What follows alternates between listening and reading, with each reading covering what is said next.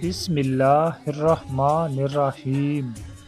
رسول اللہ صلی اللہ علیہ وآلہ وسلم نے ارشاد فرمایا، بیوہ اور مسکین کی خیر گیری کرنے والا راہ خدا میں جہاد کرنے والے کی طرح ہے۔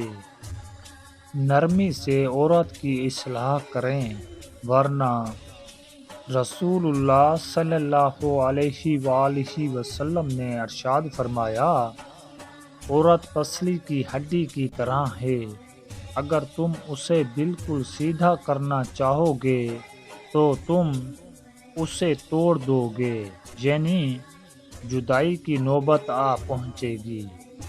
اور اگر تم عورت سے فائدہ اٹھانا چاہو تو تمہیں اس کا ٹیڑھا پن برداشت کرتے ہوئے اس کی خوبیوں سے فائدہ اٹھانا ہوگا۔ جنت میں سب سے پہلے کون داخل ہوگا؟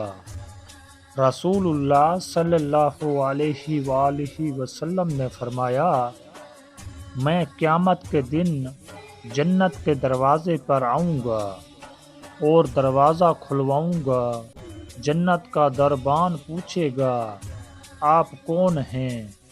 میں جواب دوں گا، محمد صلی اللہ علیہ وآلہ وسلم۔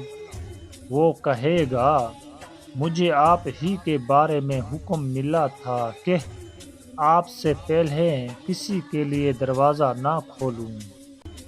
جناب نبی کریم صلی اللہ علیہ وآلہ وسلم کا ارشاد ہے، اللہ تعالیٰ اس قوم کو گناہوں اور برائیوں سے پاک نہیں کرتا جس میں کمزور کو طاقتور سے اپنا حق بغیر مشقت کے نہیں ملتا، یعنی کہ کمزور کو ذلیل و خوار کر کے بھگا کر اور تاخیر سے اس کا حق دیا جاتا ہے۔ رسول اللہ صلی اللہ علیہ وآلہ وسلم نے ارشاد فرمایا، جس پر اللہ نے فراخی کی اور اس نے اپنے عیال پر تنگی کی وہ ہم سے نہیں۔ ناراضگی چھوڑیے، صلح کیجیے۔ رسول اللہ صلی اللہ علیہ وآلہ وسلم نے فرمایا، کسی شخص کے لیے جائز نہیں کہ اپنے کسی بھائی سے 3 دن سے زیادہ کے لیے ملاقات چھوڑے، اس طرح کہ جب دونوں کا سامنا ہو جائے تو یہ بھی منہ پھیر لے اور وہ بھی منہ پھیر لے، اور ان دونوں میں بہتر وہ ہے جو سلام میں پہل کرے۔